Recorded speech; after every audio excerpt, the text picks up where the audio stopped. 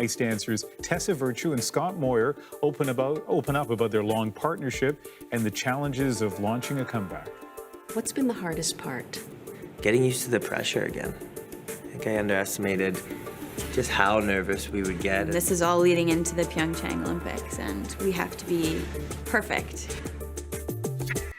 It's hard to imagine failure at this point, because if we're able to take the ice in Pyeongchang and feel like we did everything we possibly could to set ourselves up for that moment, that has to be enough. After returning to active competition a year ago, Canada's premier ice dance duo is ready to take on the world in South Korea. But the road to the podium is a difficult one, because for these comeback kids, the challenges are not just on the ice. Still, Tessa Virtue and Scott Moyer are absolutely focused on winning gold in Pyeongchang, just as they did in Vancouver, and as many believe they were robbed of doing in Sochi. Susan Ormiston sat down with the rejuvenated pair ahead of their appearance in the Grand Prix finals in Japan later this week, and talked about refinding their edge.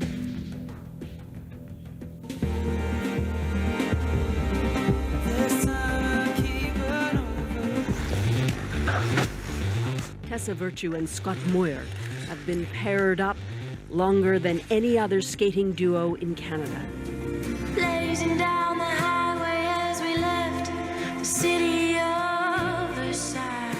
Their intimate professional relationship has weathered 20 years of success and less, ever since coaches put the two promising juniors together back in 1997. That's a lot of growing up side by side. Tessa, you're so poised and so professional, and you meet these big performance challenges on a regular basis. What rattles you? Mostly I get rattled by feeling like we're not measuring up, or feeling like, you know, we're failing one another in some way. But I'm so grateful that we have such a solid partnership, and after 20 years that we can speak about that openly and honestly, and come together and find solutions and feel that support and comfort. You know what's funny is I always hoped that, you know, they would ask different questions, like the hard questions to me, but that is not one I would want to answer. I don't think I have an answer for what rattles you. You're pretty... Oh, really? Yeah. What rattles you then? I don't know. You invited Letting it. down T, I think, would be the biggest thing. That's something I couldn't live with, and that's when I looked at the beginning of this year. What can't I live with? And letting down Tessa was number one, I think. You know, we've done all this together. I want to end this on a good note, and I don't see that happening to you. Never, no, you couldn't. So I have to ask you this. So 20 years, it's like a marriage, right? So after 20 years, what bugs you about your partner? You know, it's a sick answer. I think people are going to be really upset. It's going to be about sappy, it. isn't it? Oh, my God. But, you know, it's crazy. And this, like, some days, like, I look at Tessa, I just think, like, this is such a funny little relationship that we have, because it's better than it was 20 years ago, 15 years ago, 5 years ago, winning the Olympics, in our biggest fights, like, in our highest moments. I think now it's better than it's ever been, and that's a friendship. Okay, Tessa, your turn. What bugs me? Well, you're punctual now. That used to be a thing that he's on time all the time. Representing Canada, Tessa Virtue and Scott Moyer. Virtue and Moyer soared into Canadians' hearts at the Vancouver Olympics. Gold medalist and Olympic champions, representing Canada, Tessa Virtue and Scott Moyer. 4 years later in Sochi, our golden duo in ice dance went for a second gold. That was a study in subtle perfection. But after a nasty judging controversy alleging the result was predetermined, they got silver. Gold medalists representing United States of America. And after Sochi, retired from competition. Don't nobody kiss it like you, don't nobody kiss it like you. Bang, bang, bang. Then they joined the pro circuit on shows like Stars on Ice. But it turns out, not for long. You have an announcement to make. What is it, Tessa? I'll give you the honor. Oh, well, thank you. We've decided to return to competition, and we are so excited. The skating couple came roaring back. Oh my goodness.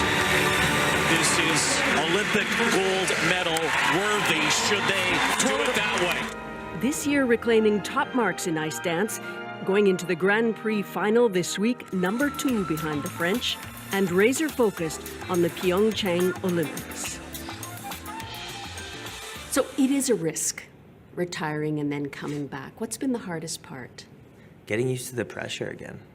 I think I underestimated just how nervous we would get, and everyone always thinks that because we've performed so many times that it's easy.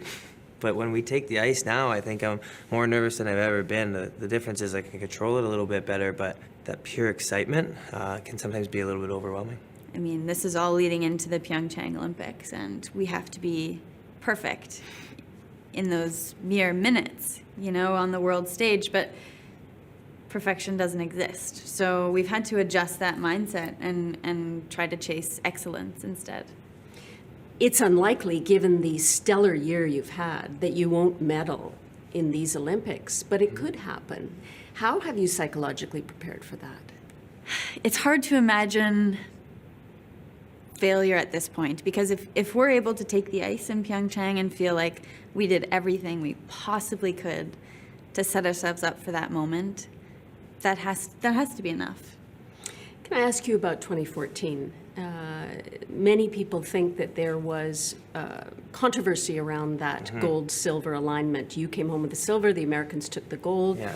People suggest that there was rigging in the judging. Has judging changed?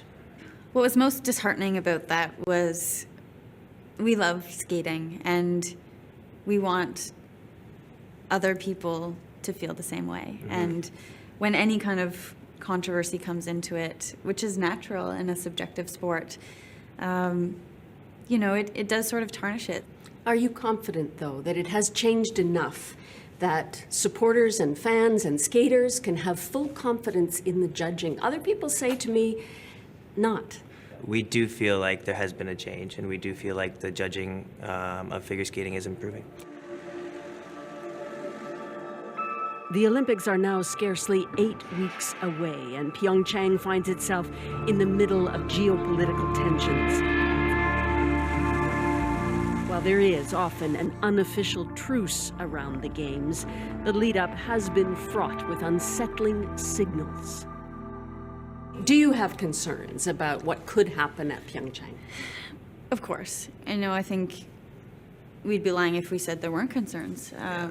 And it sounds so selfish when we just say, oh, but our job is to focus on athletics, because there's so much more happening in the world, and it's so much greater than that. But you hope that staying true to the Olympic spirit, we can be free of that for 1 month. Do you have any fear about it? I have fear, obviously, whenever we have family members there, that for their safety and for innocent people's safety. That's a fear of ours, but there are things that you have to kind of understand about the politics of sport that are a little bit out of our control, and hoping that the spirit of the Olympic Games the positives can outweigh the negatives. I think that's a perfect place to end. Thank you so much. Thank you. We'll see you in Pyeongchang. I'll be there. Yeah, I hope so.